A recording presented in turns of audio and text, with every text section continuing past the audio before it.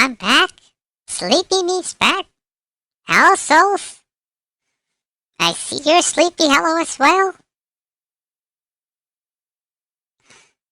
I was going back and forth if I'm gonna stream today or not. I decided, might as well. We're gonna be all sleepy here today. Besides,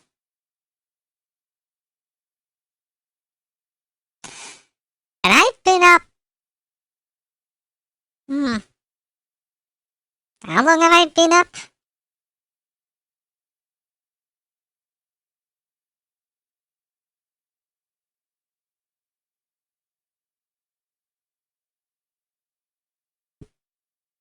Bit less than that, but still. That's rough. You're gonna get some rest soon, souls. Not to worry.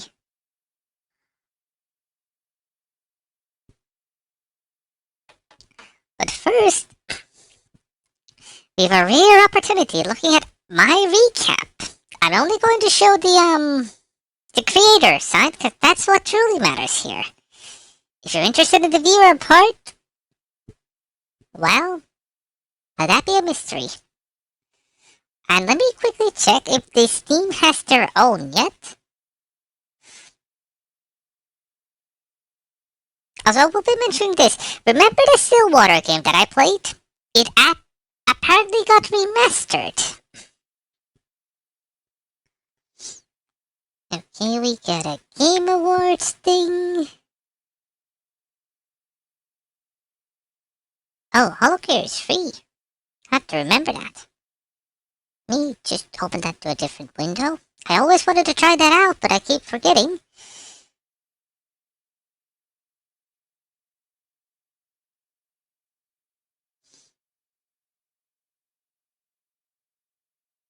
Okay, yep. No recap yet for us. Maybe a bit later.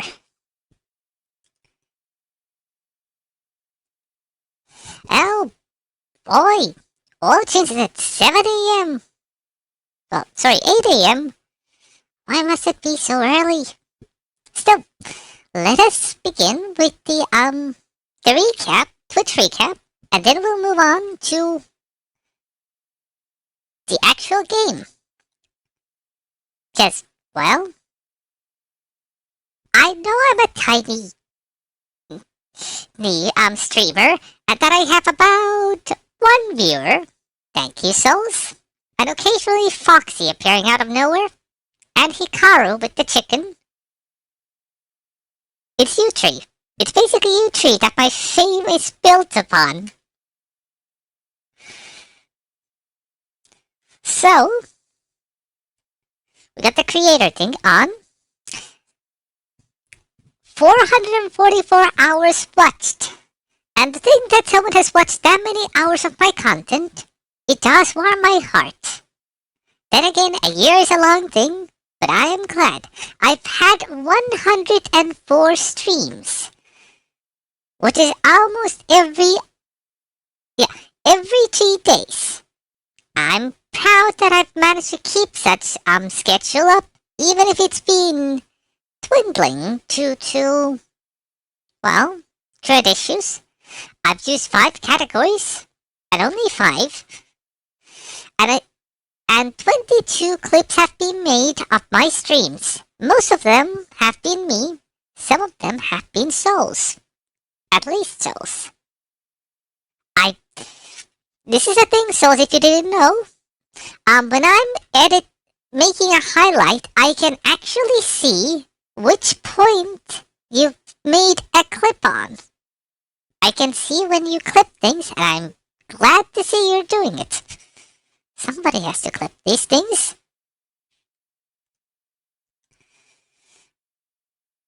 My top stream reached 8 viewers. Which is kind of funny because we once had a raid with 20 people, but I guess that didn't count. Still, 8 viewers. It's amazing. For someone as tiny as me, 8 is a lot. It's 8 times more than I usually get. And I understand, mobile clipping is difficult, to say the least. But when it works, it works.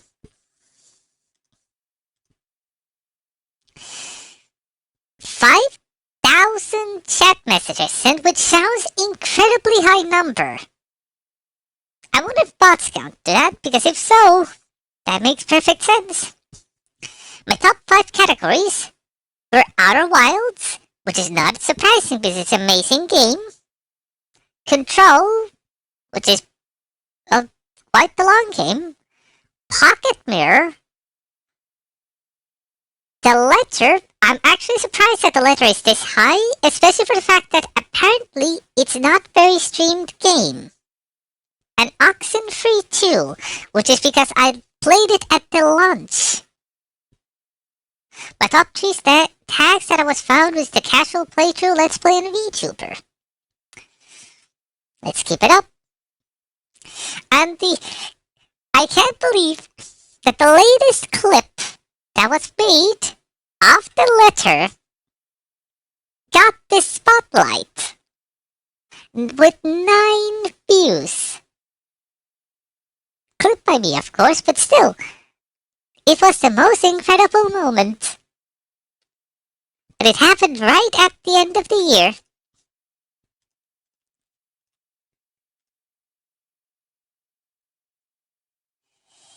I got 28 new followers. We got so many followers, in fact.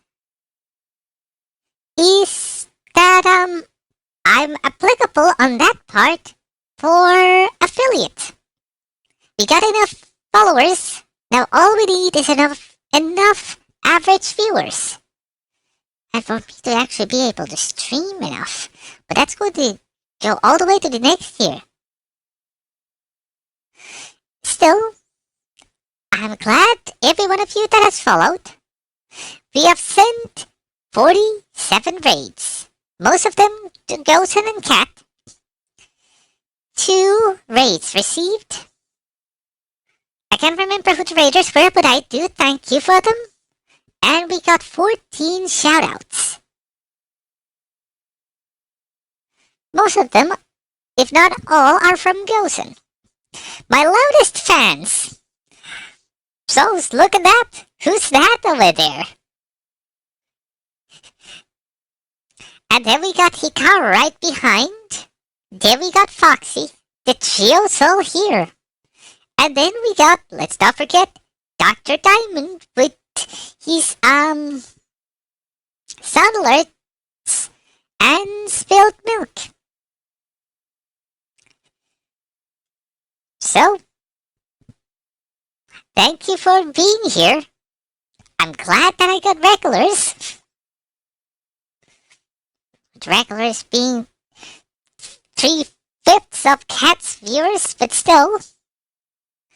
Thank you for playing. Got the goat emo. Don't forget to recap, and then there's the overthing. Now, souls, I'm going to ask, do you want me to jump into the game right now? Or would you actually want to see the viewer part? Seeing what kind of a weird-ass viewer I've been. Warning, it contains, promoting other streamers.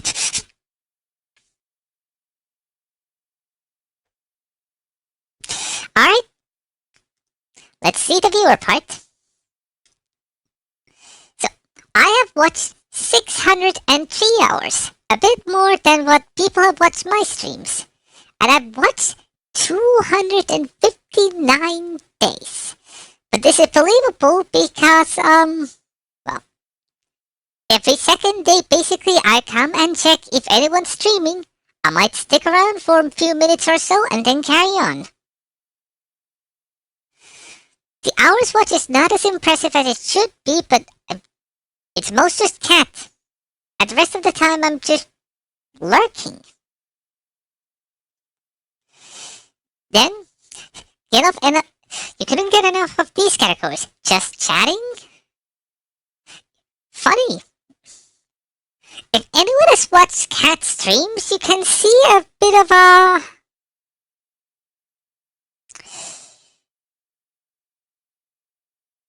thing here.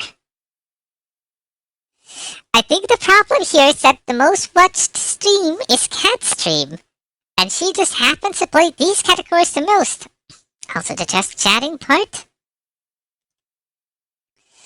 Here are my top 5 emotes. As you can see, 4 out of 5 is from Lennox. So I've been trying, I assure you, I've been trying to learn to use other streamers' emotes, but once you get stuck with one of them, you just can't let go of how cool they are. Some of them do have like other things, but they're not as common. And then we have a single dolly spin one. Because why not? I mean, just look at it. It is so cute. Also, I've leveled over 1,000 times. That gotta be a new record. I've sent 8,000 chat messages. That is an incredible number. Just imagine the sheer amount of messages being sent. I have gifted 6 subs, and I've contributed to 9 hype trains. And I believe all of them were on Catstream. I have sent 6,660 messages as a moderator, which means if you get that, 300 messages were on other streams and everything else on Catstream. 14 mod actions taken. These count as banning, deleting messages, or timeouting. I think there's some other things that also count to that. That's about it. And a single channel moderate, which is cats, because, well, the only other people that I moderate have not streamed much, if at all, on this side of the stream. Year, I meant to say.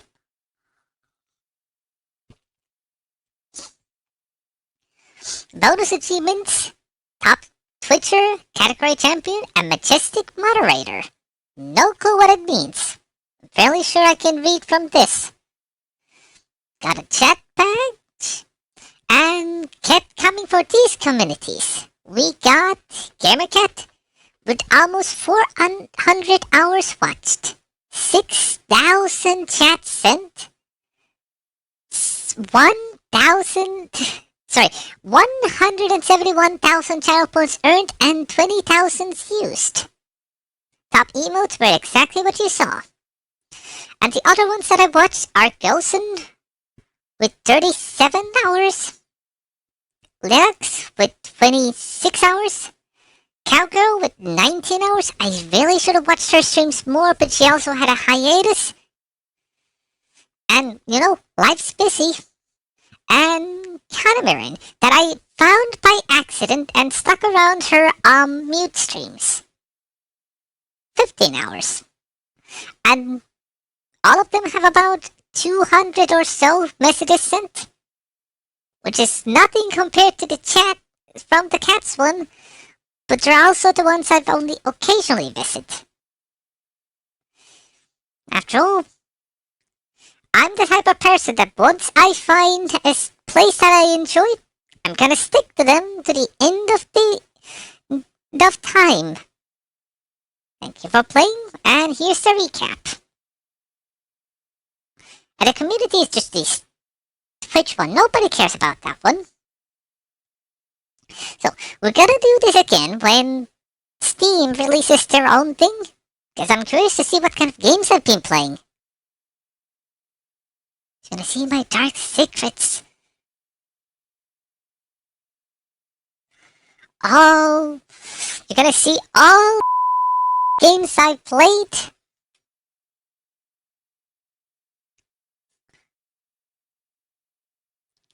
And I'm pretty sure most of them are...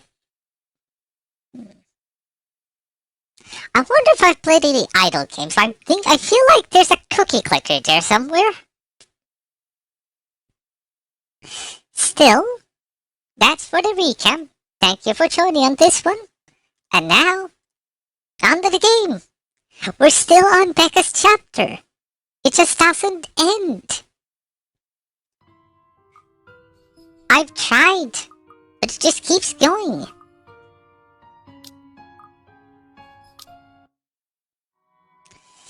We're doing something at the library.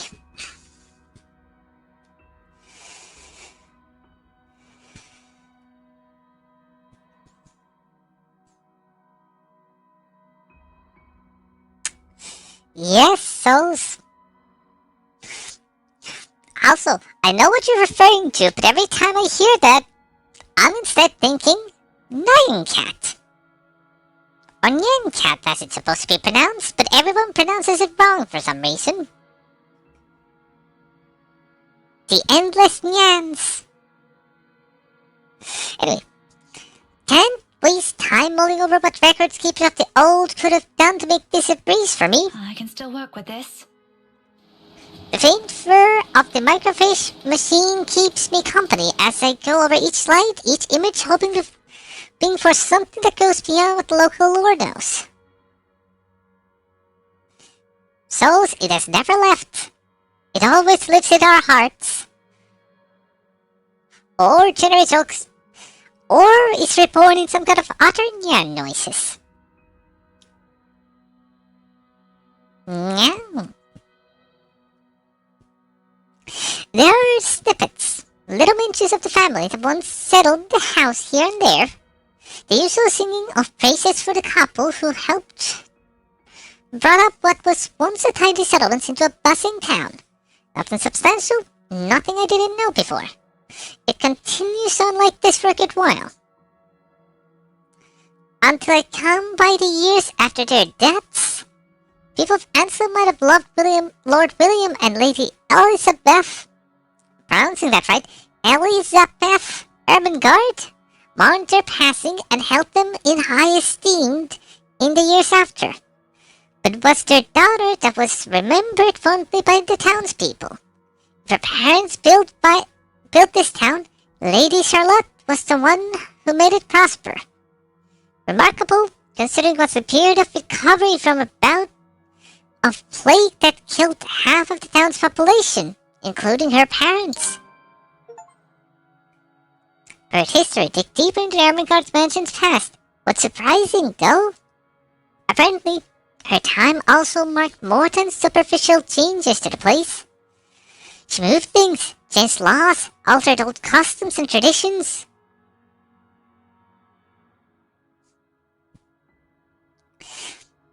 Also,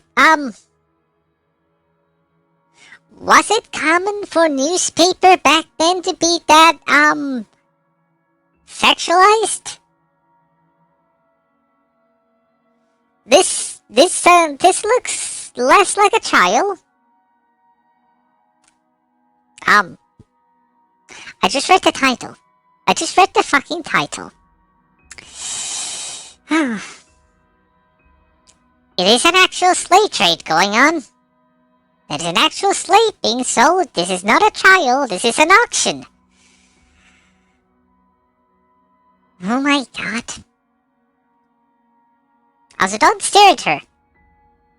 And Twitch, you can't ban me, and this is art. I'm going at a reasonable pace here. Did I skip? If they done on a woman's whimsy, it doesn't say, but she seems capable enough for more than that. The gist of it is, the town she rebuilt, it's what eventually grew to become the Luxburn city, while the nearby Anselm village remained as it was, the relic of the old. A frown swiftly forms in my face. So, why is there a need to hide this? One by one, I try to recall every lesson I've gone through, every book, paper, and journal I've read. None of those ever mentioned this. Why?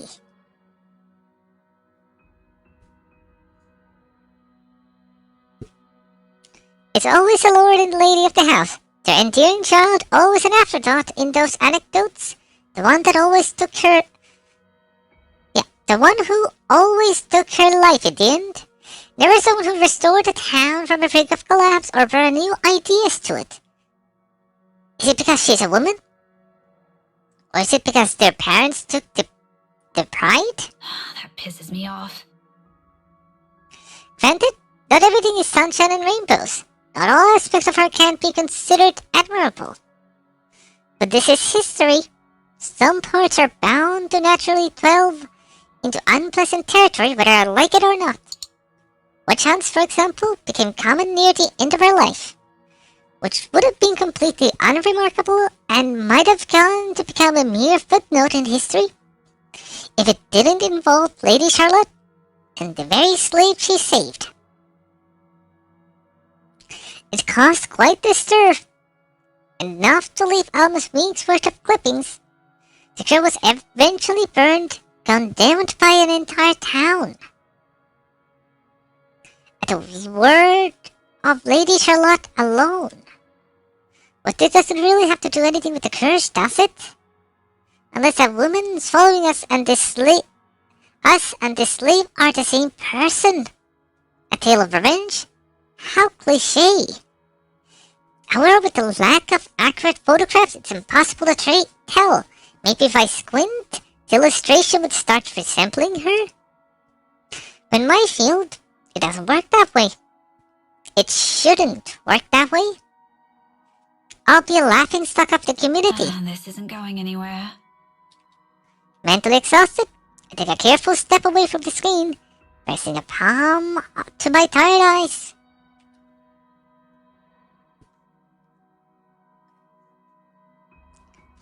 The lack of ample light in this area doesn't help. A headache already threatens to form at the back of my head, yet I'm nowhere near figuring things out.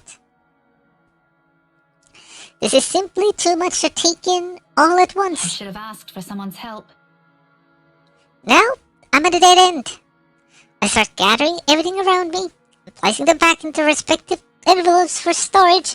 The motion no longer new after volunteering here a number of times. I didn't make much mess anyway, considering the lack of materials available to begin with. I have to look somewhere else. The where remains unknown though. But just as I'm about to slip the last of the slides in, something catches my attention. My hand pauses. The microphage halfway through its protective sleeve. This is one of the few glances I've set aside upon taking a careful look at. It seems like gossip column at the first glance, but upon closer look, I slide it back to the reader, gently turning the dials in a search of the page. It takes some time, but once the image becomes clear,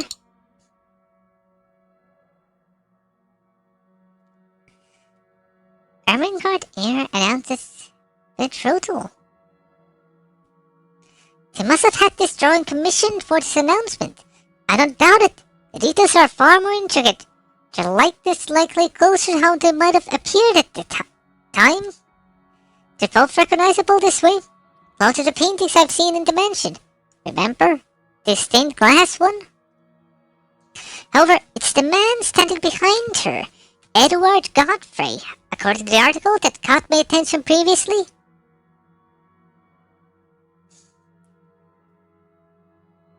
Her first cousin, and eventually, her fiancé. Maybe it's the posture, the manner of which he holds himself. Or maybe it's the shape of his eyes. I can't be too certain about that until I've got a better reference. Nevertheless, there is a resemblance. He looks eerily like Luke, perhaps? My head snaps up, glowering at whoever's running in the floor above. Any day, I'd march upstairs and reprimand whoever it is. It's the library, for heaven's sake. But now isn't the time. I've gotten what I need. Without wasting another minute, I hit the machine's print button for a copy of a page, while my other hand moves to put everything back into storage. A ragged exhale slips from me. Relief, perhaps? Or maybe this is already exhausting. Regardless, soon I'm closing my eyes as I wait for the printer to finish. If only to stave off the headache building up from everything. Sometimes I even begin humming the same song again, for comfort. Despite my doubts about this, despite all the tension in my shoulder, this might be a small find, but at least I can start somewhere. We can start somewhere. There's a way out of this. I know it. The printer sputters to a halt. However, its sound is what makes me snap my eyes open. A feeling, a chilly breath of air behind my back. Brief enough for something sickening to suddenly lodge itself in my throat while I take in my surroundings. It's that suffocating sensation again, creeping to every part of me, crawling under my skin, like Linkin Park song, draining me little by little of any strength. From that day in the mansion, from that brief moment at the school, no delay, I grab the papers and make a quick beeline for the door. My whole body freezes. What are you doing, Pink? I hold my breath, not daring to make any noise. For a little while, the only sound of paper scrumbling under my class fills the room. The excitement from earlier gone instantly, replaced by cold, seeping dread spraying throughout my limbs.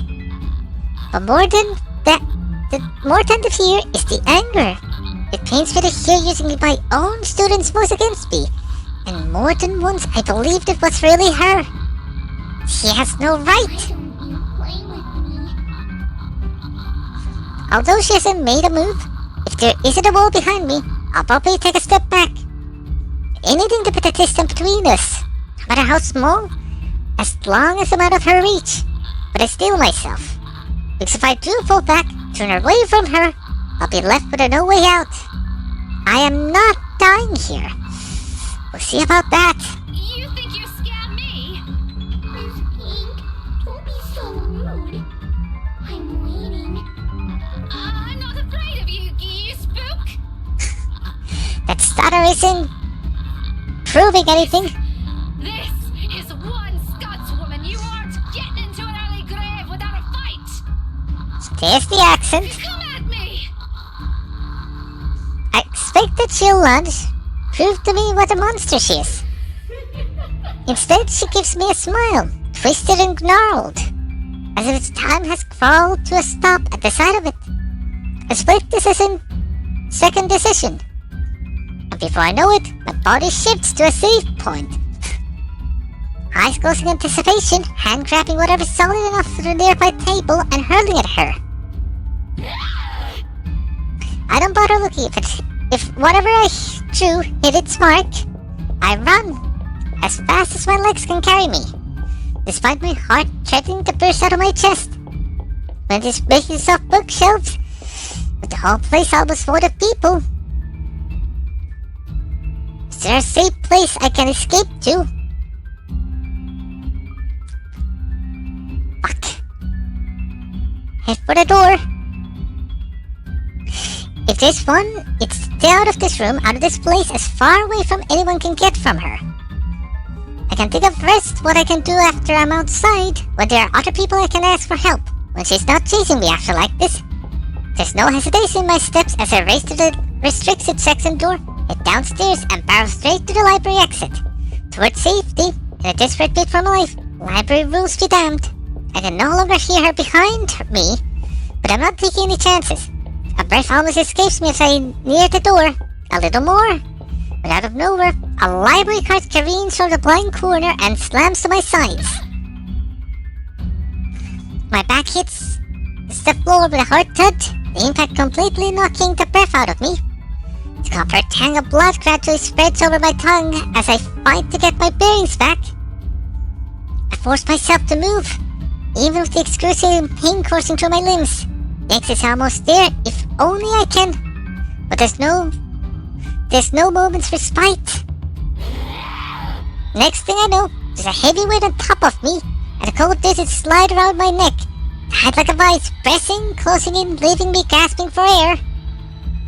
Through a blurred vision, I can only make out the hateful gleam, in the spite of her eyes as she looms over my body and her grip on my throat grows tighter. Desperation kicks in. My nails nick into her wrist as I struggle against her firm grip, trying to pry her fingers away.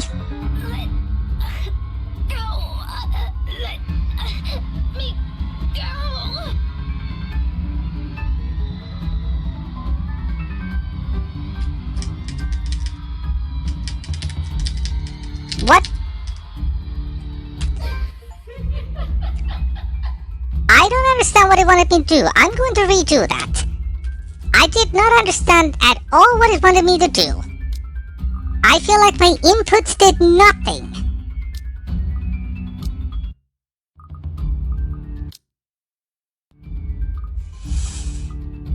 Head for the door.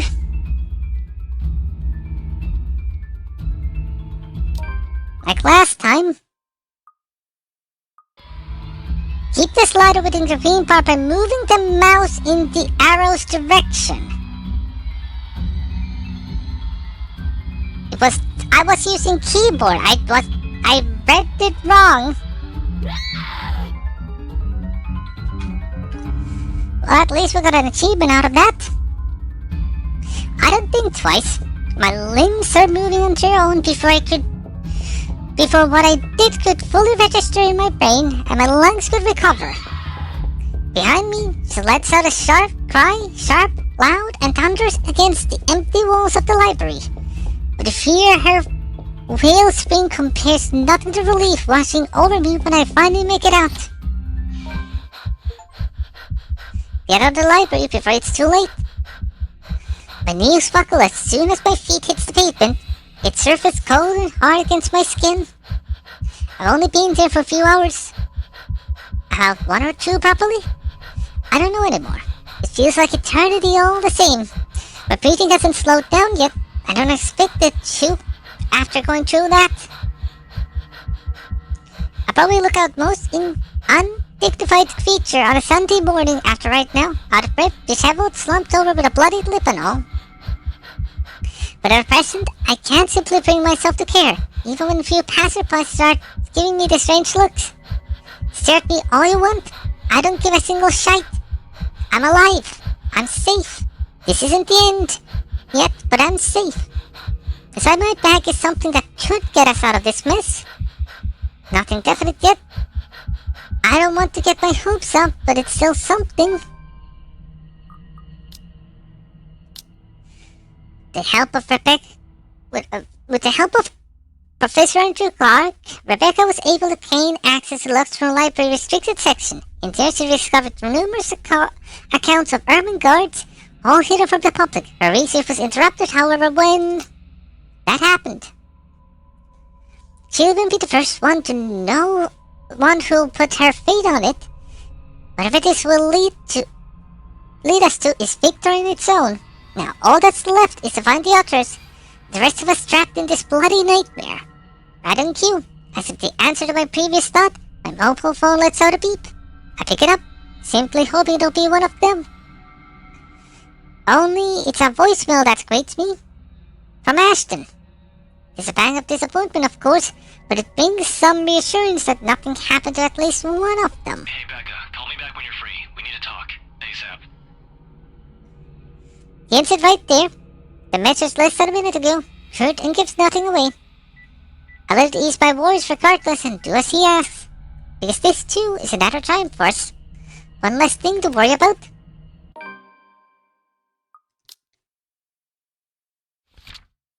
Rebecca was seen limping out of Luxburn Public Library late Sunday morning. Checking her mobile, a lone voicemail from Ashton was in it, telling her they need to talk ASAP. Now we finally get to Ashton's part. Finally.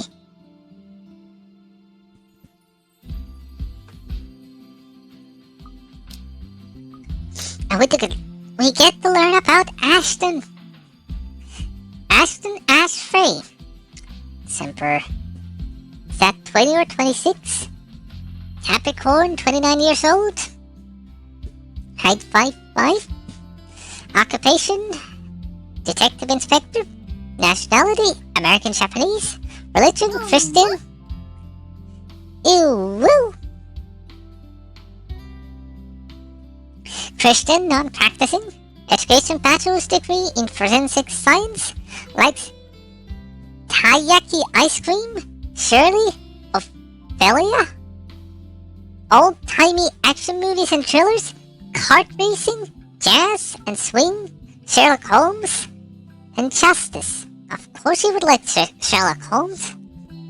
There was little love between his parents, and though he grew up privileged, he found a little joy in student life. He saw the standard testing system as a chore and considered his popularity among his peers to be annoyance. Rebecca was the only one he considered a friend at St. Coretti, but he was no better when he went into university. If anything, his indifferent outlook got worse with his parents' divorce. He initially took law, was quickly disillusioned how heavy-handed and absurd the system was. No. Thank you for the head pat, Souls. No.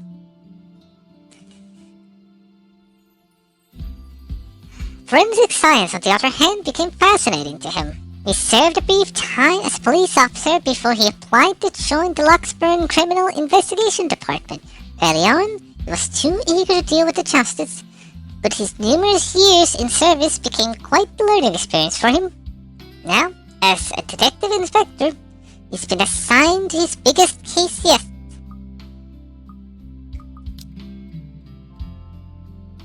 They're always such a hassle and take so much time off my day, power plans, and commitment cancelled all the sake of playing along with others.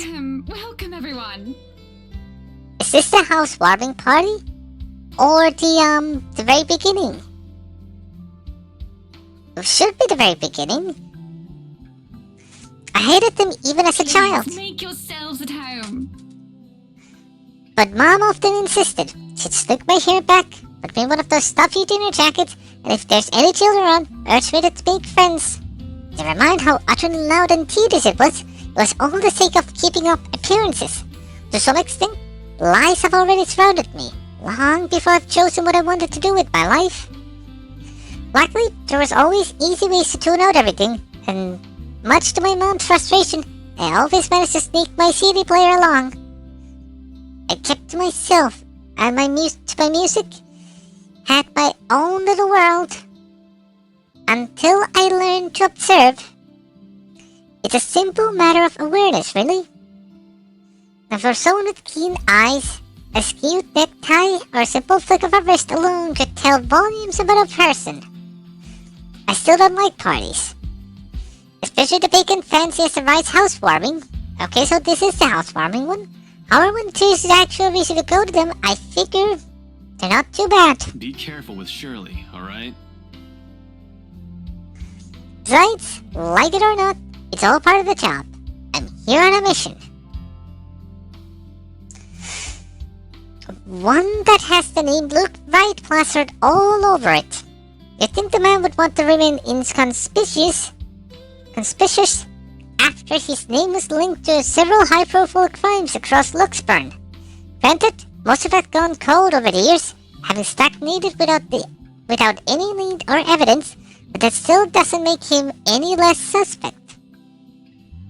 Oops. Yet here he is, throwing a party in his own backyard. Although, having observed the man in the past year, I'm not even shocked. He craves it. The damn spotlight. Constantly yearns for attention like a neglected puppy. It doesn't take a genius to figure out why he's nowhere to be found in his own party. But that's not the problem here. What pisses me off is how far his reach extends, how close he's creeped into the lives of other people I care about. Again, like a stubborn itch you could not get rid of. First Professor Clark, then there's Isabel. They also spotted Steven here a while ago. And now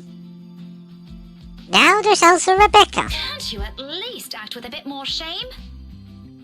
Becca, if I find a single scratch on Shirley, there will be hell to pay. There will also be hell to pay if he as much as harms the hair on either Zach's or Rebecca's heads. Worrying about Isabel's brief dealings with him is stressing it in itself already. I doubt he'll attempt anything in front of the other people, though. It would harness his glorious reputation, and he values appearances more than anything. That doesn't necessarily mean he isn't capable of it. More than, in fact, and an off chance he does something, I wouldn't be responsible for my actions. Those guys know what they're doing. They're handling cars worth more than your precious Shirley. For Zachary and Rebecca's sakes, however, I really hope this will be another just housewarming party. Even though something tells me it's anything but. Call it detective's intuition or whatever. When Luke Wright's involved, nothing good has ever come out of it. I can't let my guard down here. Even more so when a familiar car slows down to a stop and comes out. Chief? My presence here might be odd at best, but I have an excuse. One that this man handed to me himself a year ago, along with a heavy dose of flattery for a newly promoted detective inspector. Can't say exactly the same for the good old boss, can I? Although, to see him here, chatting up with the Luxburn rich and famous isn't such a big surprise in itself. No disrespect being meant, but the guy's obviously a social climber. What's surprising is the fact that he seems all too eager to mingle with the person of interest's wife. Just what the hell is he doing here? Ashton, what's... Sorry, Becca, I just saw someone I need to catch up with. Longtime friend. What the shit is going on here? Oh, wait, Ash, what about... This won't be long. Be careful while I'm gone, okay? Hey, be careful. About what exactly? I don't want to draw my attention to myself either. At least not until he's given me a proper reason to spoil his little party. The invite, Anna. Husband still missing, I see. I should be saying the same of your darling Rochelle, Lee. The doctors again. For now, the best I can do is wait and remain inconspicuous, especially with Chief here, whose motives are dubious at best. If it means having to pretend I don't know Zach and Rebecca, or forcing myself to rub elbows with people I barely know, let alone like, then so be it. I can't involve anyone. Wandering is out of the question as well when there's our guards in civvies stationed here and there. Sure, getting past him is something I could do with ease, but I'd rather not right now, when I'm the one of the few snooping and roaming about. I'd be best to try and do so once there's a crowd of people. If the interior designer's drunken claims are to be believed... Yes, well, what about Luke? Should we file a missing persons report now, or do you want to wait 24 hours? Again, reminding people, you do not need to wait 24 hours. You can file a missing persons report as soon as you think they're missing. He's around. You know, I can tell if someone's bluffing. It all comes down to how well I'll play my cards tonight. With a good hand, this party's going to give me a breakthrough I need to crack Luke Wright, or something to prove my suspicions wrong. Maybe find out what kind of game my boss is also playing. It's all the boss's fault. I've had an inkling before, a few hunches tempered down by how much of a bumbling fool the man appears. He is friends with Luke. I'm sure that gave him the boost. One does not simply deal with Wright and get involved to a party they host without wanting anything from the either of the two. Or it's the other way around. So with the last wary glance of the two, I head into the ballroom. I just hope this will not complicate things further. Shit! By the time the party's in full swing, night has fallen. If there still isn't a Luke Wright in the sight, the man could be quite ostentatious. But this, frankly, I'm impressed. I don't even know how many French words I've already stuffed with my face. With one too many, probably. The server's already giving me a stink eye every time I saunter over the buffet table. The servers can fuck off. Blame your employer, not me. He's the one who has the guts to show up late. Besides, most of the guests' idle talk is considered in this area. Despite standing under the same roof with very people they're whispering about, some just couldn't resist.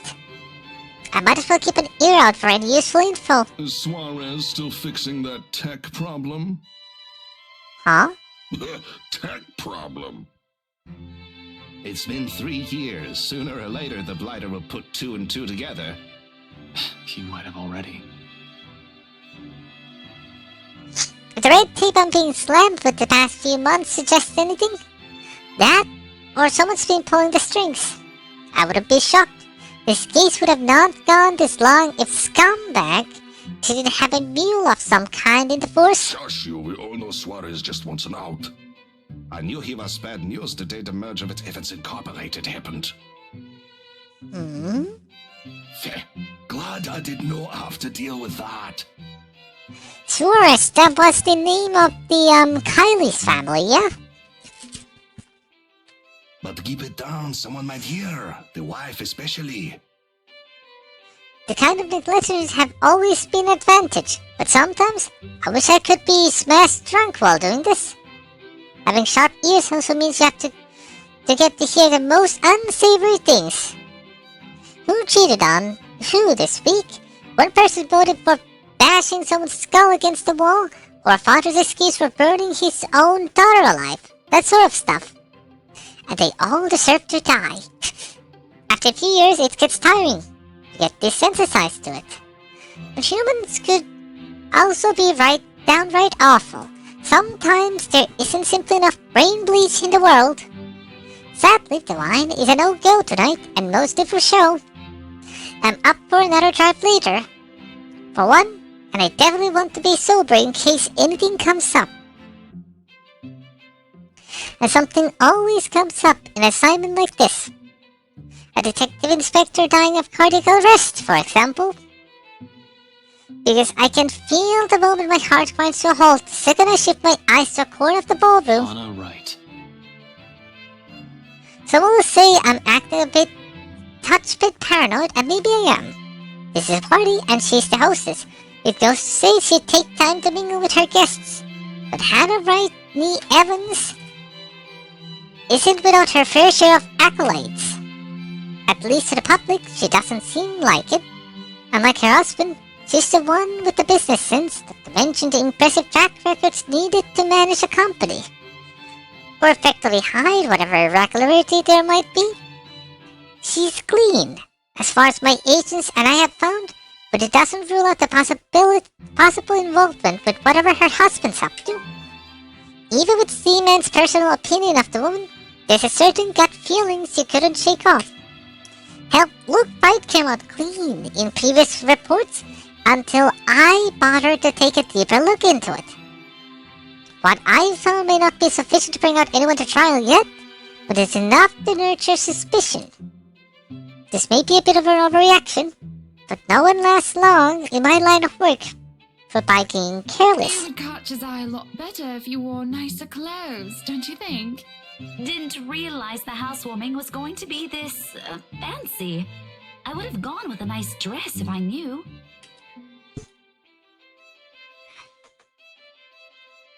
Nothing to be worried about then. She's probably even more careful with appearances than her own husband, having grown up with the spotlight focused on her. Yet, even knowing that, the anxiety stays and has been here since the party started. I brushed it off earlier. Who wouldn't feel edgy, right? I've gone undercover in a party hosted by the very person I'm investigating. That in itself is a risky and has plenty of rooms for error. Usually though, tension passes around the first half an hour or so. I've been trained to remain composed in a situation like this. However, with each second I spend here, it only grows heavier and seeks to overwhelm. An odd feeling that someone is watching me instead. It's been like this since last week, but I should already been used to it. People would be looking at me, no matter how small or big of a blip I am on their radar. That's what they do in these things. But when the feeling of the eyes burning in the back of my head back lingers longer than necessary, I've been looking around every now and then to catch the culprit. No luck, and despite my efforts to put sensations as far down as I could, tiny pinpricks consisting in the back of my head, and a ghost of a cold touch creeps up to my limbs, until my gaze switches back to Rebecca and Hannah Wright. She stands there, dark-haired and dirty, sticking out like a sore thumb. And even so, no one seems to notice, except Hannah. Although she's looking away from me, her mere existence here strikes, disturbs, A sense of tunnel vision binds, while I stand stock still and gape at her, like my life depends on making sure she stays where she is. I feel trapped in her presence until another guest bumps into me, yanking me out of my stupor. Only then do I realize I've been holding my breath. Before I could figure out what happened, she's gone. A quick scan of the room yields no sight of her. The party continues as if nothing's amiss. I'm not really one to judge, but I'm sure someone like that would have not been allowed in a fancy thing like this. What has security been doing? Are they really that incompetent? Was someone so distinct to get in without notice? Well, if Rochelle got in, there should have been an outcry by now, particularly from the host.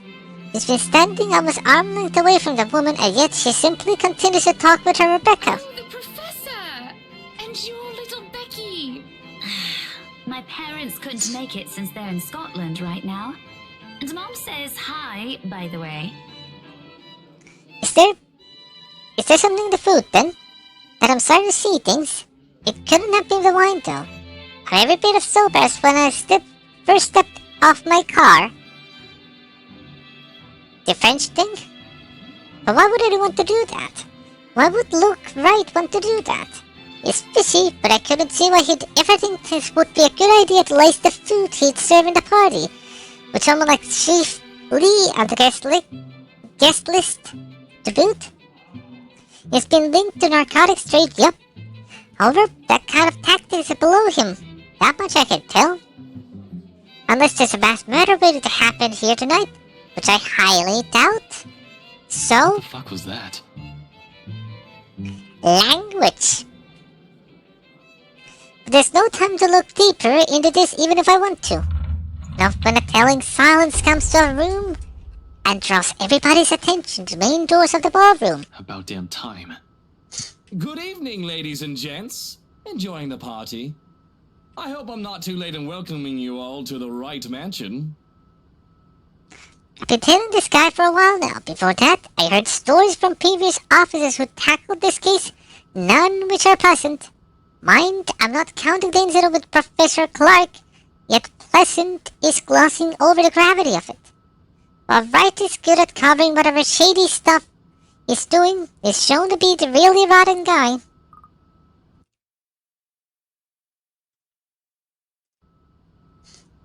At least that's the case when he thinks none of his peers are around to judge him. I lost track how many counts of verbal abuse and harassment cases the guy could be pinned with. Standing with the same broom as him doesn't make him want to punch him any less. Actually, the urge is stronger. But protocols. My case, first and foremost. My own opinion of the man shouldn't get ahead of my purpose here. If I want to put him in his place, it should be in court, with all the proper charges filed against him. And I'll be able to do that once I gather enough evidence to pin this bastard down. Welcome, one and all, to our humble abode. Tonight, if you have yet to find yourself in your roles, you are all ladies and Excuse lords me? of the court of your king and queen, if you would excuse my presumptuousness. So, enjoy the feast that has been laid out for your senses, as we only allowed the best to be served. Enjoy the rest of your night, everyone! Surprising my annoyance, I prepared to step away from the crowd.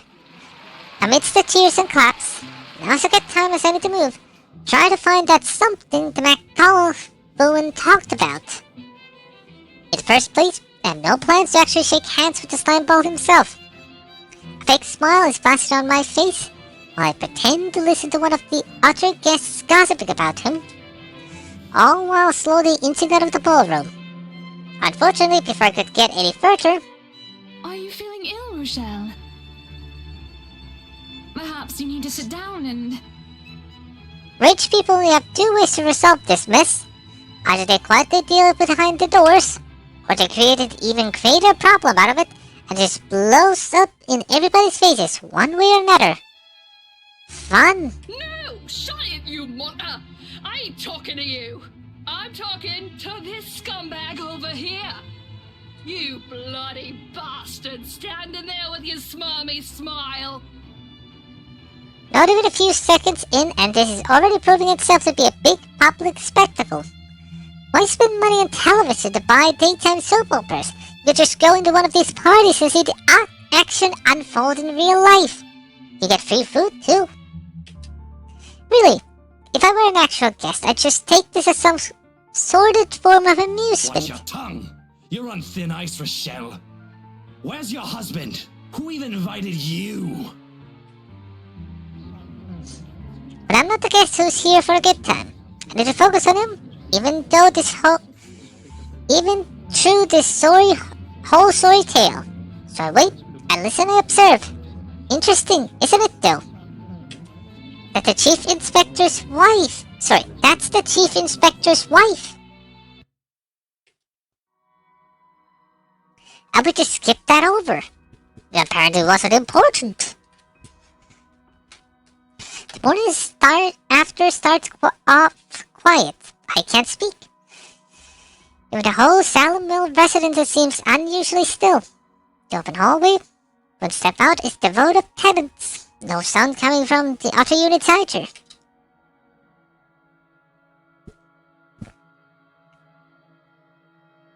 It's almost as if something's brewing on the horizon. A peaceful night's sleep still does wonders to the mood, though. I can't remember the last time I slept without anything urgent interrupting. It's a nice break from all the bad news lately. If it wasn't for the incessant buzzing in my pocket waking me up, I'd sleep in. The ringing has stopped before I could move somewhere private, but the sleep has also been effectively kicked out of my system by then. Pity, I could use a bit more rest. I'd have to face the utter storm. Of course, I owe Rebecca an explanation. It doesn't matter if it's the whole truth, or another hastily spun tale. Although I haven't figured out how to go about this yet. Unlike Zach and Isabella, who don't usually ask questions, are content with what little I could share. Rebecca's rather quick on the trigger. Would have to be set aside for later, though. The chief's name stares back at me. Obviously, it's mocking me. Sad. It would have been nice to chill right after last night, or maybe a half listen to the news. Your phone call is annoying. Sure, it's the same thing with hearing lately. Still beats standing outside of the chilly Luxburn morning on the phones with my boss. Sigh, I answer, if only to get this over with. Where are you right now? Finally. My God. Now that's a tone I didn't expect from him at this hour. Just thinking how this'll go already gives me a headache. Immediately I reach up and pinch my bridge of my nose to stave it off. This is why I won't ever drink myself senseless. What was that? Nothing, Chief. A pleasant morning to you too. Also, his phone has seen better days.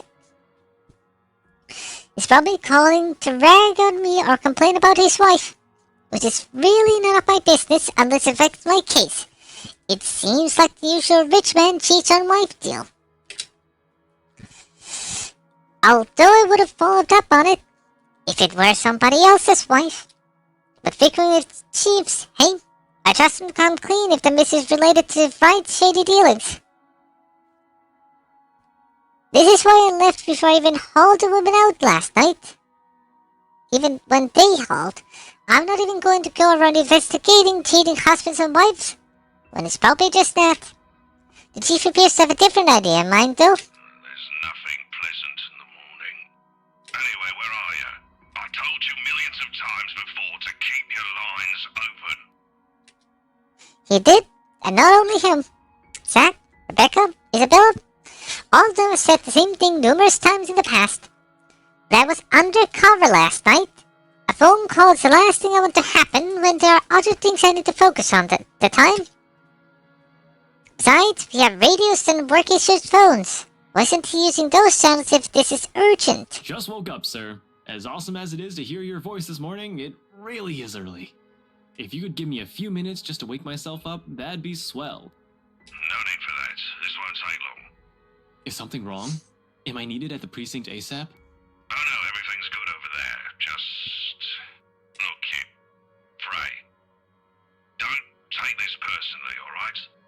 You're off the Luxborn firm case. Starting today. Well, I did not expect to hear that either.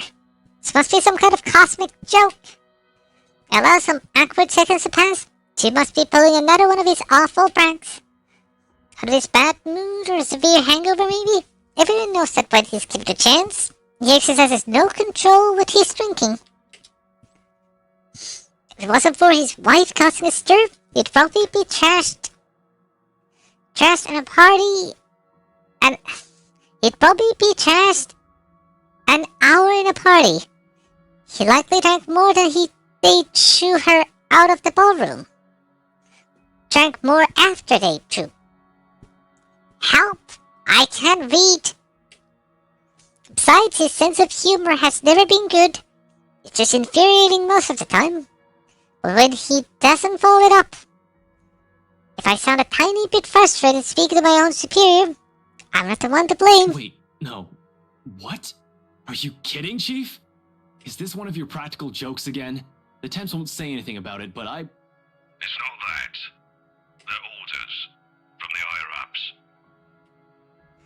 Ah, the higher-ups, yes, my favorite word. Since when did the higher-ups ever care about the criminal investigation department, did? As far as I could tell, they don't give a hoot if the CID is filled with cold cases as long as we keep spending low.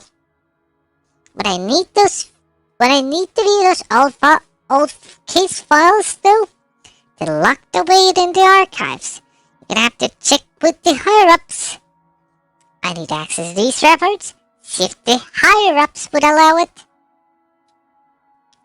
Every step, every move in this case, there isn't one that hasn't been gated by some authority. If it's not the chief, it's a commissioner.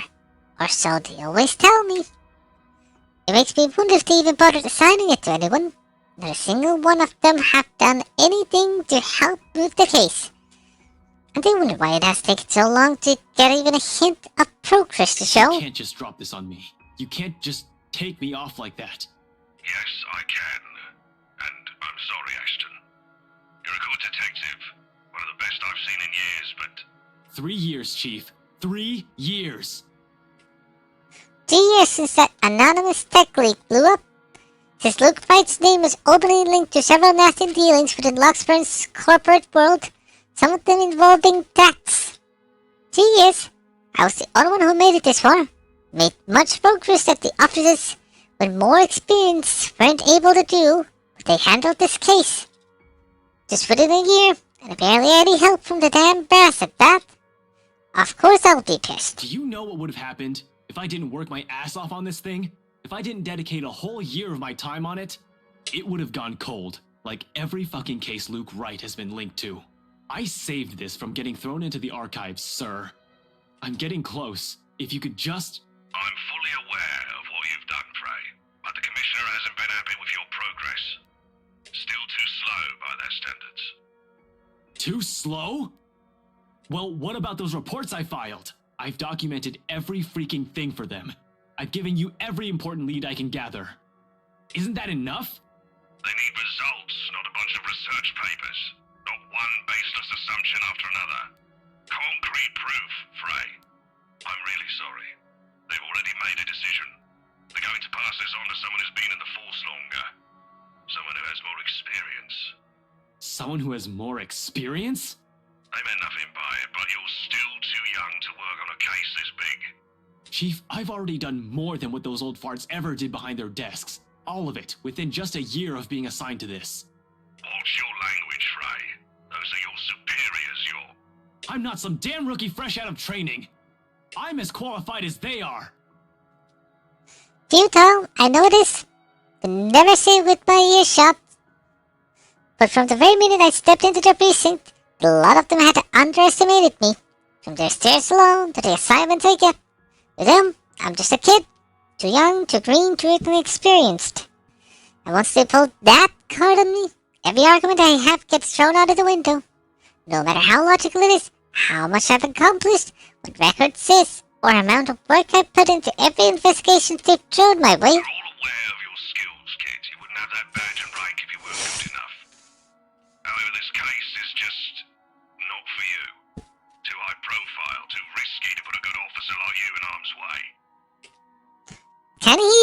cure himself?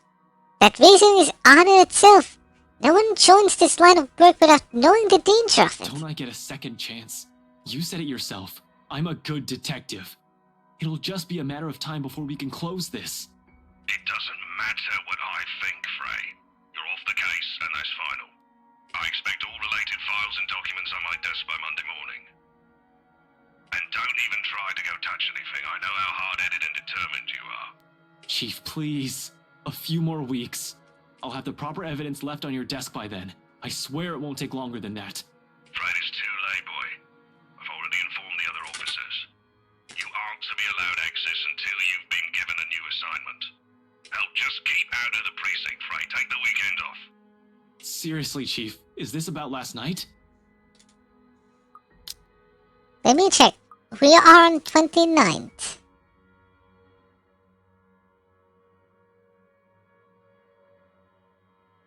Saturday was greeted by Ashton and Isabella. Okay, that was the other visit.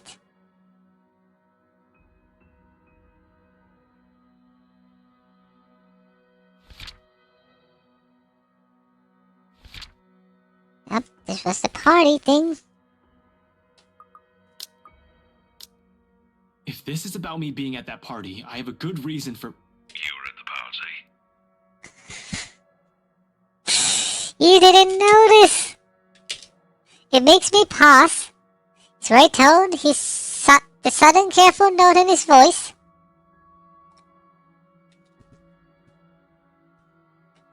Slowly a frown forms in my face, my eyebrows knitting together in confusion. Much as I hate to say this about my own boss, there's also a suspicion in it.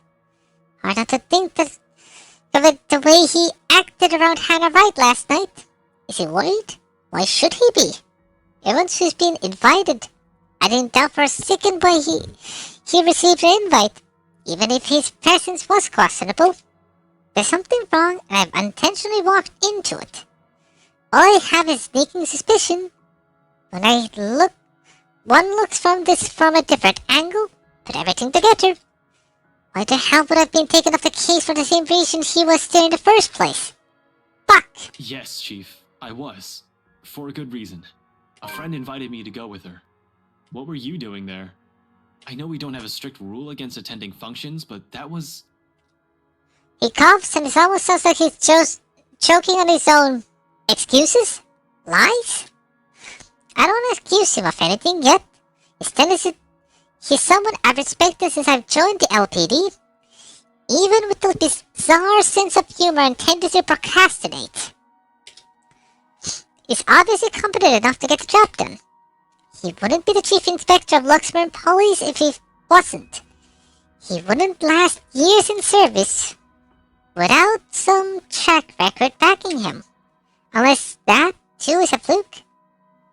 And what's backing him is not something, but someone. Oh. Oh shit. Fucking hell. Fucking shit. Chief Harvey, about last night with the... Why does it matter, Frey? This isn't about that. Why does it matter? Why does it matter? I recite the whole damn oath we've taken upon being sworn into service if I can, but at this point it seems too late to remind him of that. He has probably already moved from serving and protecting people to serving and protecting his own interests. Damn it! I suspect that the upper brass of this, with the lower ranks of Arnie's in the force, for my own boss? Shit, no wonder that leak didn't lead anywhere. Someone closer might have been pulling the strings. I might have been set up for a fail and long before the fucking keys had been assigned to me. But I want to just give this up. I don't want to believe I wasted an entire year for this. I don't want this to be the kind of news to tell Professor Clark. After all those promises I've given to the man. I just want to know, sir, at the party, with Luke and Hannah Wright, you were... Monday, Detective Inspector. First thing in the morning. Every copy of the files you have, I want to see all on my table. Understood? This isn't... Frey, am I understood? What else can I do other than smile and nod? My own superior expect an answer using that tone, brushing my questions off with easy discarding, as easy as discarding a dead body. Yes, sir. He cuts the line as soon as the words are out. You're off the kiss free, just like that. Fuck that guy. Funny way this still caught me off guard. I discovered years ago how different the actual thing is, how far from the reality everything I believed in as dreamy-eyed kid. There are no high-speed pursuit every day, no thrilling gunfights, or exciting cases every step of the way. Only paperwork, lots of red tape, and dealing with politics and bureaucracy. I've set out to change things, hoping it'll make things better for the people I care about. It ended up changing me instead. Serves me right for being too idealistic, I guess. It's probably the universe telling me that it's better to remain skeptic I really am. Now, here I am, standing useless. Can't even do anything but grit my teeth and kick the wall. The bastard didn't even acknowledge my present response. Ever do to you?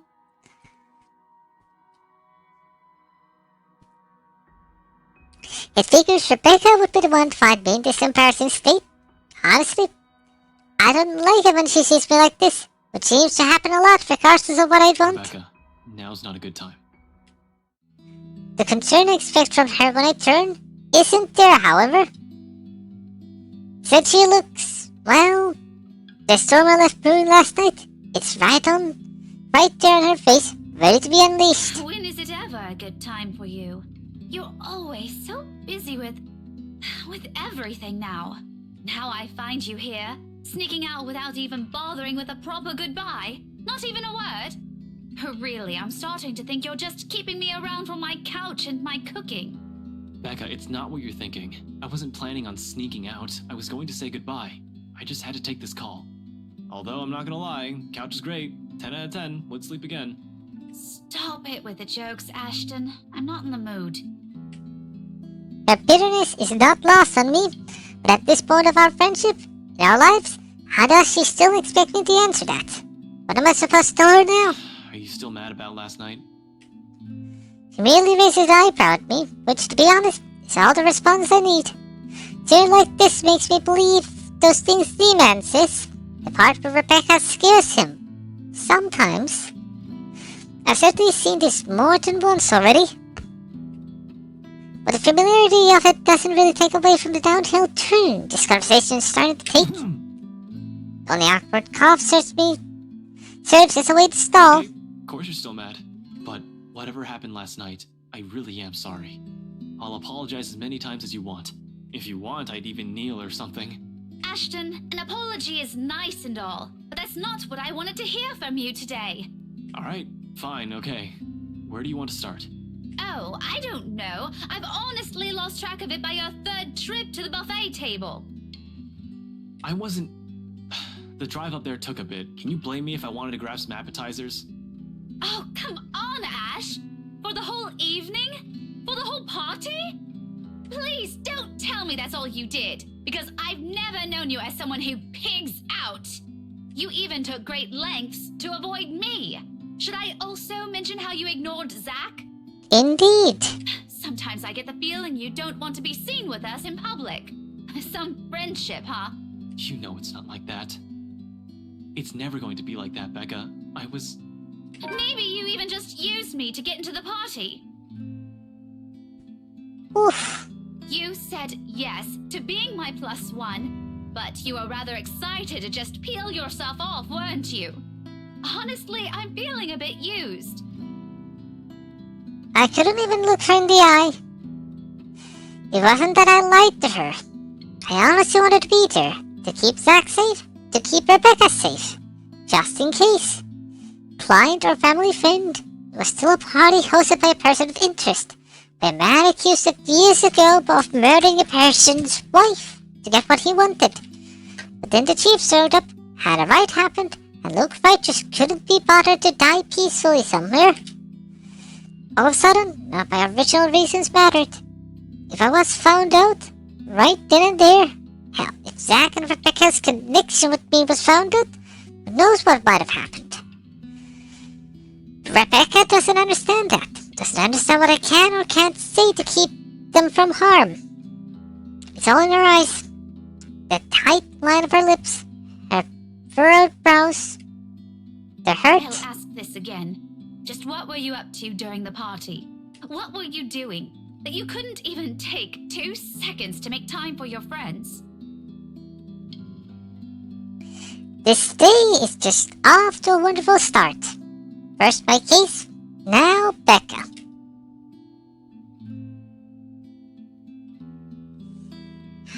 How do I even go about this? I don't think there's any good one. If I insist it's confidential, she's gonna get mad about that because everything's confidential. If I stretch the truth, she will notice a lie.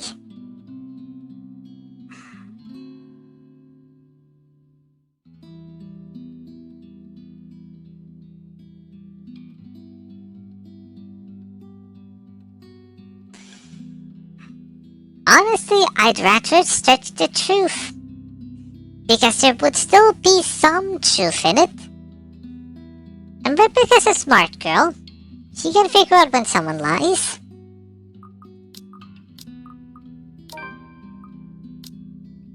Yep. Not as much. Obviously, I could've just say, hey Becca, you know the rights. They're suspected to be a ringleaders of a crime syndicate and shit like that. Article or otherwise, there are many things I'm not allowed to tell others. Even I'm allowed to share information with civilians, knowing anything could very well put them in danger. It's why I keep it vague, obscure facts. When a push comes to shove, stretch the truth and lie through my teeth. It's a necessity I've grown to deal with. It's already become part of me, no matter how much I love doing it. I mentioned it, didn't I? I saw an old friend and I thought I'd catch up. Didn't really notice how long our chat got. You didn't even see the whole person. You know what they say about time flying when you're having fun, and Lloyd is a fun guy. She doesn't look convinced at all. Although, she's the very picture of someone who's been willing to listen. Her glare effectively takes off 20 off my current years. I feel like a kid again, being reprimanded by my junior high teacher for sleeping in class. But getting away with that is easier than with this one. It's a thing with someone you've been friends with so long. They're the ones who know you inside out. Your grades wouldn't be enough for Rebecca to let this whole thing slide. So, this Lloyd is a friend of yours who was at the party? Yes. Yeah, we go way back in the police academy. Though you wouldn't have met him. See, he mostly deals with teenagers and gets into a lot of messy stuff and... Cut the shite. You're not a very good storyteller, Ash.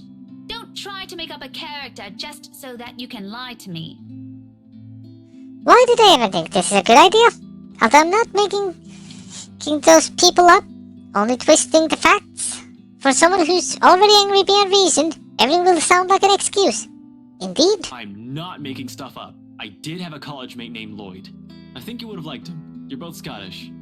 He used to hang out a lot with Joey and Rashid, but they went off to work in London. Bunch of good guys. I should really ask if they're swinging by Lux anytime soon. That doesn't make things any better. You were there because I invited you, and you just up and turned your nose from me. You might as well have disappeared completely for all you cared. Just say you don't want to talk about it instead of lying to my face.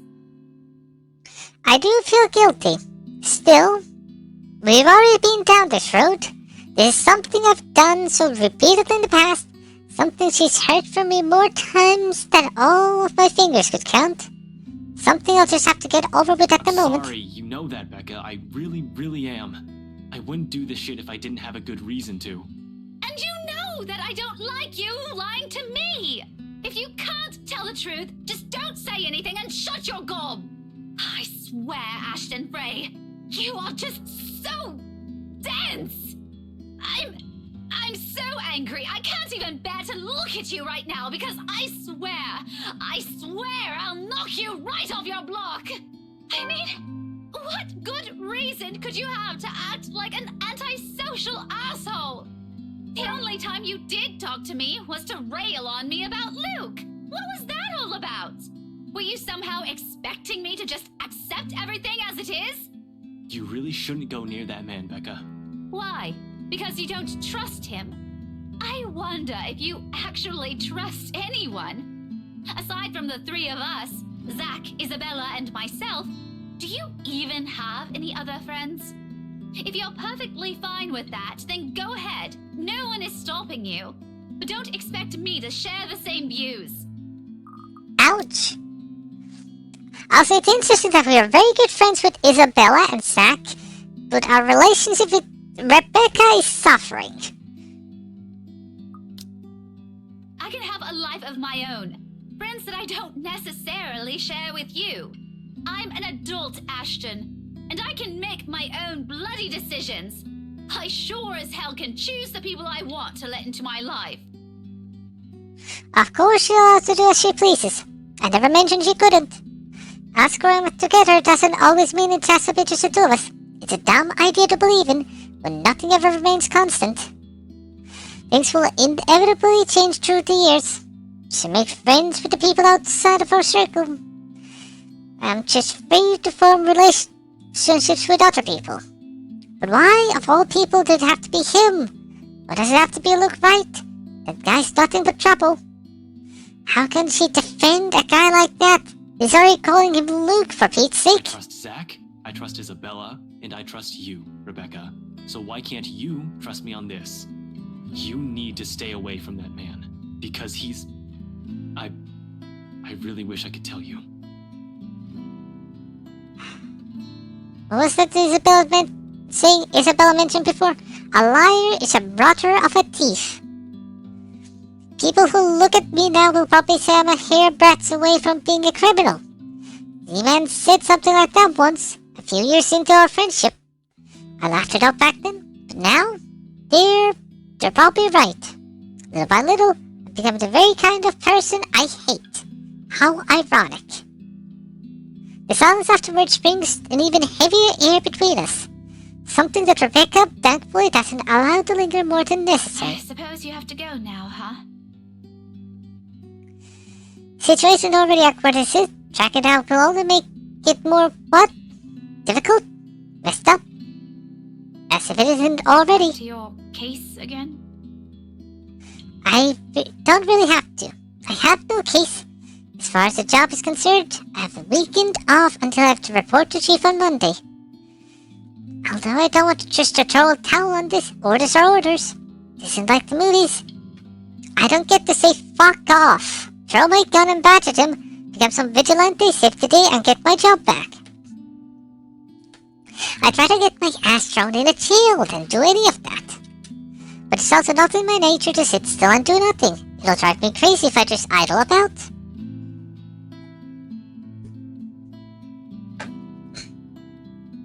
Besides, there's someone who has to know about this whole Luke Wright thing.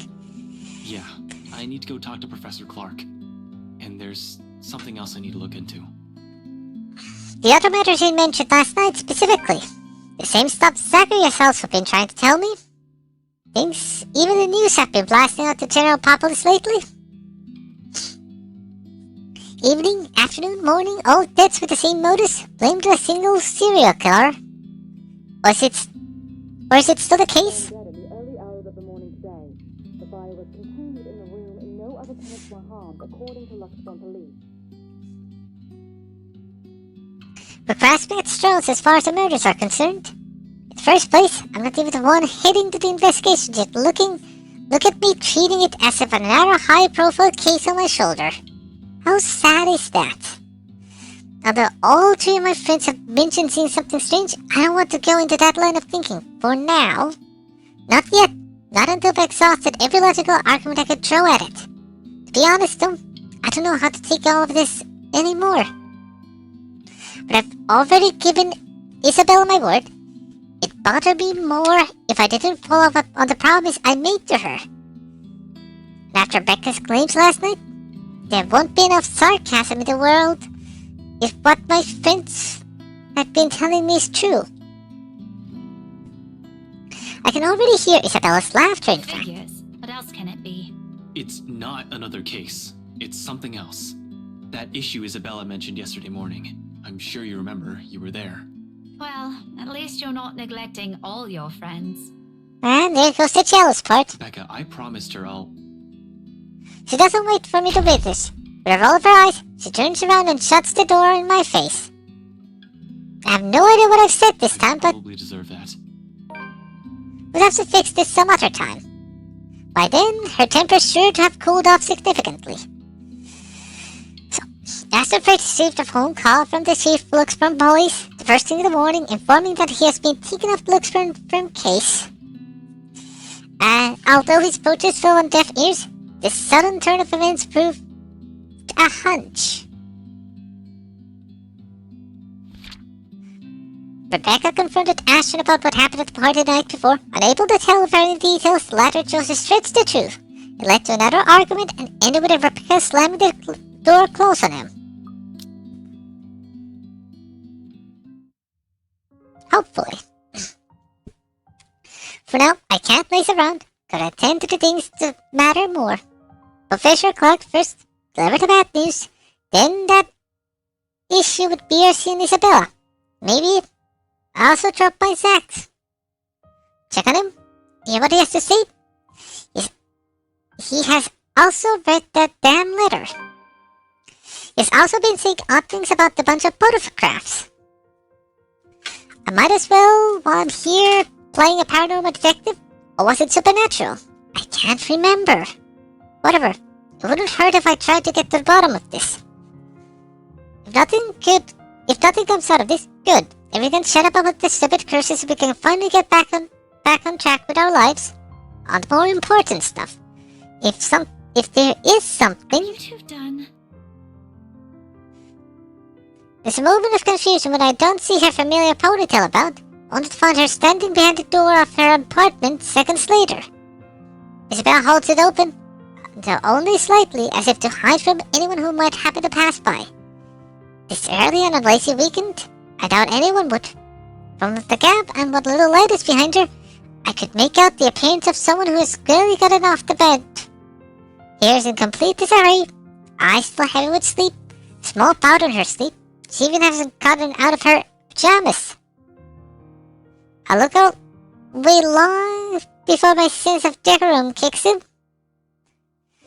We're just friends, and I even dare to say I've grown close over the years, but that doesn't extend beyond the boundary of propriety. Christ, even Rebecca never treats early visitors in her sleep clothes. Though maybe it's our fault why she's up this early. Still, the heat made a slow crawl up my neck. One that I quickly downplay with a solid cough. Isabella, you're up early. Lame? No, I'm not. I'm usually up at this hour. You're the one that usually sucks at getting up early. Says the person who looks like she's just fallen out of bed. Instead of the usual cup, she simply averts her gaze at some points beside her, and although it only flashes briefly across her face, an expression of hurt flickers in her eyes. It disappears the second she turns her stomach back to me, and that moment has sent a worried twinge in my stomach. I've seen it on her plenty of times, just never in a manner of that unsettles. It feels, I don't know, off this time. I didn't say anything wrong, did I? Hey, are you... Anyway, was that Becca with you?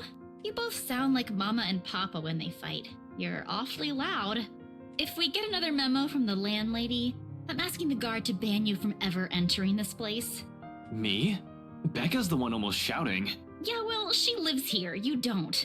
You have no excuse. You're the suspicious-looking person.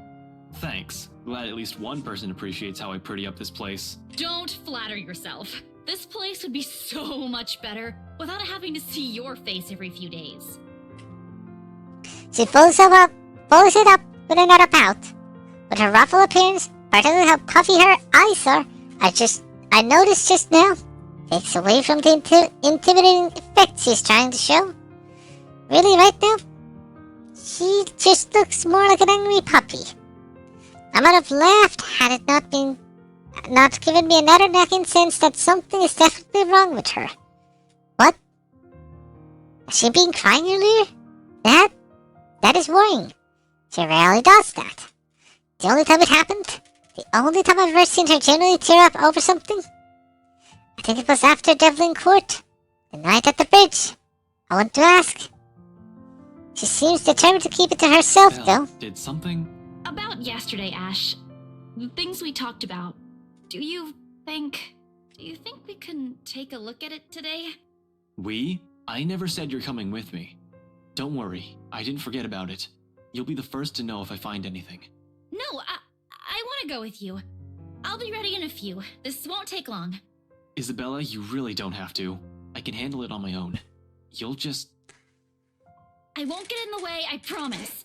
Besides, maybe I can help.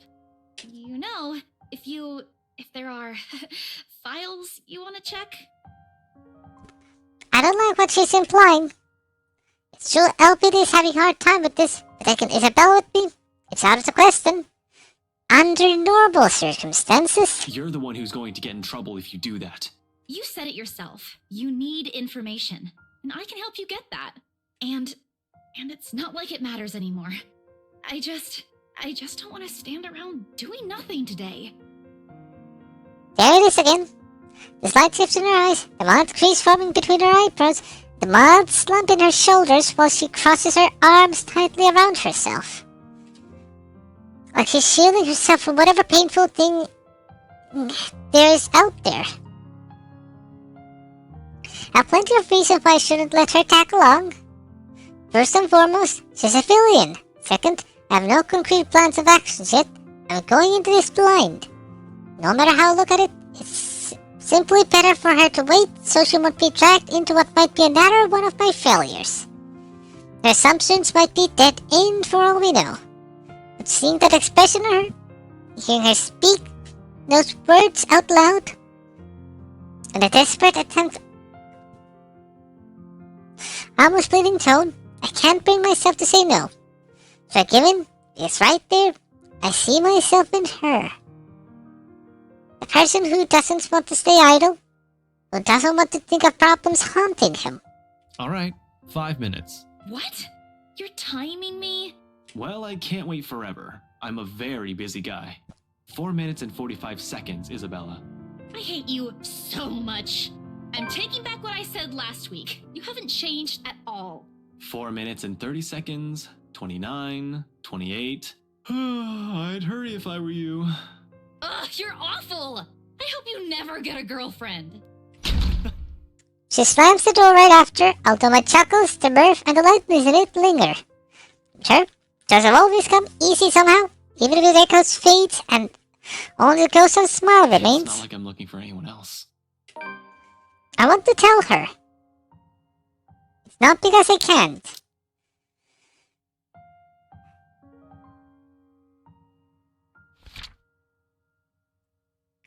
Disturbed by the ruckus outside her unit, Isabella reprimanded Ashton for the noise. The latter noted her disheveled appearance and puffy eyes. Although before she could ask about it, she brought up the issue with the BRC again, insisted they both look at it that night. Also, just look how cute she looks in that. How with the sheep? I won't. I'm the one who's chosen not to until I fix myself, until I've found myself underneath all that guilt and those lies I've been telling all these years. Because no matter how heavy the weight of these feelings are,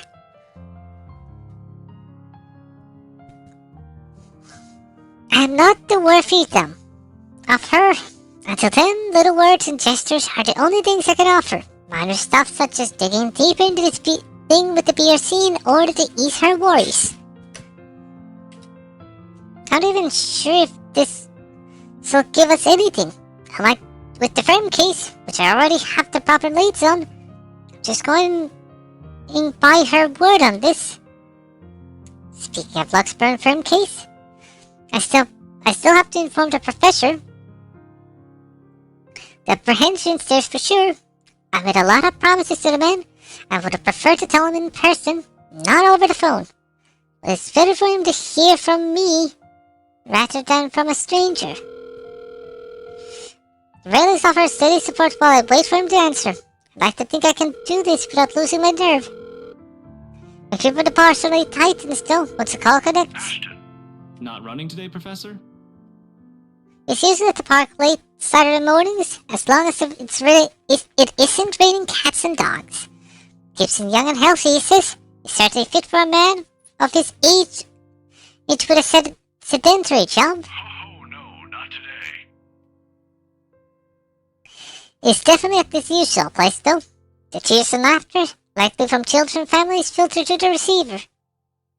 I tend to avoid the park precisely because of this. I just reminding myself of the could'ves when it's already over. Mom's doing well with her career. Dad's also fine with the last time I visited.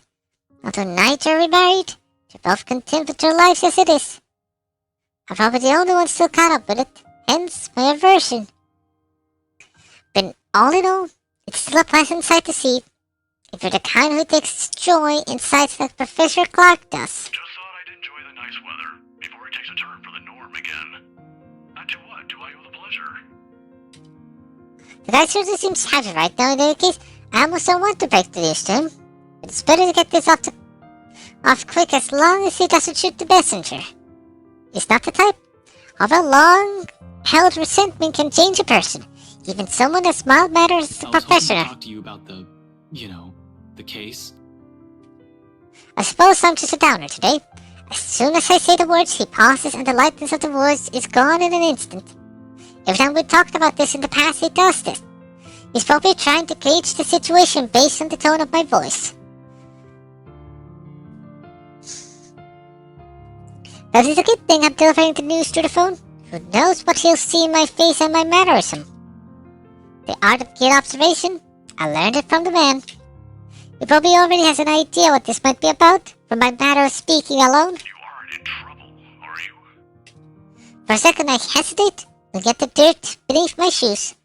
But I manage eventually, after a long rapid draw of breath, I pick up where I've left off, still fumbling with my words. Well, I'm in a bit of trouble, if you can call it that. Ashton, He only assumes a tone when there's a reprimand at his heels. But I'm not in danger or anything. you've said that same excuse a million times before, Detective Inspector. That exhaustive rasp in your voice tells a different story. It's nothing like what you're thinking. Don't worry. I was just... I was taken off the Luxborn firm case. I expect anger, frustration, or even disappointment. But all he gives me is a small sigh of relief. That's so. Well, at least you aren't in danger. Liz wouldn't be too happy if she heard you right now. Liz, Aunt Liz, she insisted I call her, his late wife. A sweet-tempered woman by so many standards. They were never blessed with the kids and contented herself with simply managing their bakery. But it's the closest I had to a mom in a few years I have known her, the professor too. The absence of my own parents in my life, that you feel the ache the divorce left in me. Believe me, you'd get an earful. You don't want to show up at her doorstep looking like you haven't slept a wink either. How many years has it been since? 9? 10? I still remember it vividly. 2 men, primly dressed, briefcases in hand, and a stern look in each of their faces. They were already frequent visitors at the bakery for a few months. Something about a lot being prime property in downtown Luxburn. I think they were hoping to settle a deal with them, but neither of the couple gave in their demands. Or should they? That quaint little shop was a dream of them. Aunt Liz sent me home early that night after fruitless wait for the professor. The next morning, the news of the bakery razed to the ground had spread across the town city. One casualty.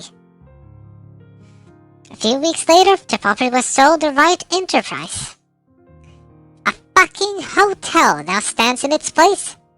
Of course, an investigation was launched after the incident. Named Luke Wright was briefly at the center of it. With a lack of any evidence, the case ultimately went cold. The professor hides it well. However, I can tell he hates the man to this day. He might even blame Luke Wright for every tragedy that happens in the city. He's never blamed me, though, when I'm equally responsible. and knew something soft the moment those men stepped inside the shop. I could have saved her that night. I could have prevented anything from happening to her, called for help or whatever. I didn't. So it continues to eat me until today. The guilt. The Luxburn firm case could have been our chance at reopening the old case if we could prove Luke right of his crimes. Instead, we're back to square one. Yet all he has done, all he has for me are words of comfort. To think he can still be this concerned about me after my carelessness, after I've broken another promise a second time. People have never ceased to amaze me. I think that you have failed as an officer. Or maybe you think that you have failed me. And you know more than anyone. I would love to see that man taken down. If anyone deserves to be tried in high court, it's him. But I'm glad nothing's happened to you while you were working on this. That's what's most important. I'd hate to get news like that again. Suddenly he stops. Imagine a thoughtful look flashing in his eyes as he downs the wedding band on his ring finger before he continues. Another habit. He's never removed it since that day. Has never done once to remarry. Even when he managed to continue with his life and return to some semblance of normalcy. It's his way of honoring her, I suppose, but he couldn't bring to justice the man responsible for his loss. Some people are just hard to forget. It's not like another death. Yours or even his will bring back my wife. Silence was between us afterwards. I don't quite know what to say after that, really. Should I apologize? Show some sympathy? Going into this? I should have done something other than just breaking the news to him. As it is, it seems that the only thing we can do is feel sorry for each other's misfortunes. For putting you up to this. In another occasion, under different circumstances, I would have accepted that, but... You didn't have to. But you've already done more than any officer who has investigated this. So don't worry about this, old man. I know your department's people all have their hands full recently, too. What with the upsetting news we've been getting as of late. Deaths almost every day. I'm not entirely sure if that has anything to do with the other. It seems too big even for someone like him. But if this is that man's doing... Professor, please. Maybe the things hadn't started going beyond my control. The letter, the mansion, the supposed curse behind those. I'd speak to blame it all on the bastard too. But as much as I want to keep holding him responsible to another to his list of sins, it might not be the case. Agreeing will only cut a deeper wound on the professor. I don't want to keep clinging on the resentment much longer. He's already gone through so many years of it. This kind of anger, it's the sort that blinds people. Despite his reassurances, the bitterness still seeps into every syllable he utters. It's one thing for me to act like this. It's painful to watch someone I've considered a second father go down this path. Please don't apologize. It's really alright. I can try to get it back on Monday when I meet with the chief. No promises, but if not, I'll make sure to keep an ear out for any news. Chief said he's passing it on to a senior officer. I should be able to catch a few tidbits every once in a while. But I swear I won't just give up on this. I'll do everything in my power to get Aunt Liz's case reopened for you. Promises? Again, a bad habit at this point. I wish I could do more for him. At this time, I prided myself over being the one to always know. Because suddenly, aside from Wright and the murders plaguing my city, I have ghosts and curses to worry about. Things that are completely out of my depth. Professor Clark's right in some way. Things would have been much easier if we just blamed Luke Wright for all this. At least finding evidence would have been a breeze, and I'd be all too happy to put him in the place he belongs. Although if he was, in any way, also complicit to what's happening, legalities have my hands tied. Well, maybe that's my fault. I might have missed the ticket in closing the case once and for all last night. If only I had done a better job during the party. But then, the commotion. There was Hannah Wright, and Verekas distracting me from my purpose, too. I'd include that gate crash as well. even though it's only for a moment. So many things have gone wrong last night that... This isn't a prank! I saw something! See? This is why I didn't want to tell you guys. It's not a joke. Will you guys listen to me first? I saw something in the house earlier. It stood right in front of me. If I hadn't gotten away, that thing might have... Last night, at the party. But it's real! What do you think I saw? It happened after, when I was trying to get away. I almost got stuck in the same room with that thing. We're all in danger. I thought you were my friends. Why don't you believe me? That woman... Why don't we all calm down first? I'm sure Isabella has her reasons too. No need to be hard on her.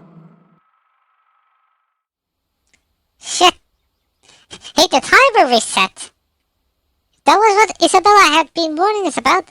If that was a thing the Rebecca talked about last night, or what Zach told me about a few days prior. How many instances have I dismissed since reading the letter? How many have I ignored passive as some effect of fatigue or lack of sleep? The last night, the lysogen lacing the food is the first thing I considered, purely because that's what my training dictates. It's mindset that it grows used to. It's a setting the gears in my head automatically takes in a situation like this. Of course, I'm not discounting all of that yet until I have enough information, something to form a conclusion from. Proof in whatever form it may come. But thinking straight is impossible when all of a sudden all your beliefs are being upturned in the most violent way possible at that. Jesus, I need a sounding board. I need to talk to someone and Zach's the best person for that. I have to go, Professor. I don't have time to stop and listen to what the professor has to say, as I cut the call short. The same second, Isabella emerges from her apartment, fully dressed and ready for the day. As usual, she greets me with a smile, but his voice was just as fast as she catches a glimpse of my face. Shame. That wouldn't be the first comforting thing I see today. It annoys me that I'm partially responsible for the worried one replacing it. I must look close to a picture of someone choking or dying, because it's nothing but concern in the first words she speaks. Ash, are you... Do you need to go to the bathroom? Yeah, no, I don't, okay? But we should hurry. Come on, don't forget to lock your door. Seriously, you look like you're about to fall over. Are you alright? Because if you're planning to faint right here, I won't be able to carry you. Yes, don't mind me. I just remembered some stuff from last night. I need to talk to Z-Man about this. Mind if we drop by his place first? Shouldn't we call him? To let him know? It's still pretty early, though we'd probably arrive there around noon. Also, what do you mean about this? Is Zach...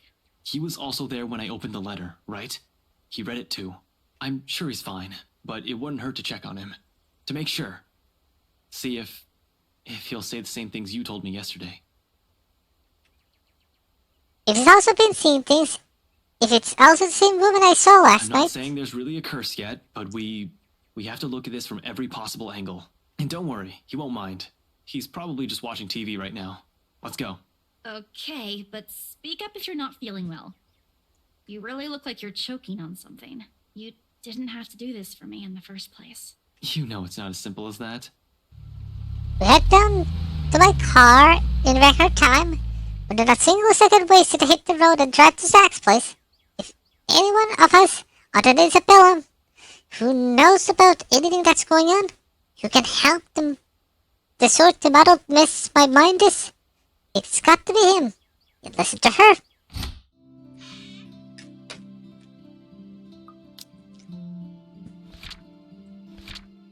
While waiting for Isabella, Ashton called Professor Andrew Clark to inform him of his dismissal from the Luxburn firm case. While Andrew assured him that it was fine, the detective promised to keep an eye on him on the case. However, a realization cut the conversation short, and we're gonna stop here. The tiredness is seeping in. And if I continue any longer, I am the one going to faint. So, thank you for watching. And perhaps we finally get some answers to Ashton. Can we fix the friendship between Ashton and Rebecca? Who knows? I'll give it a try, but it's not promising. I'm not the best person doing these decisions. And I backed away only once because I did not understand instructions because I can't read. So, thank you for watching. And I'll see you next time. Bye now.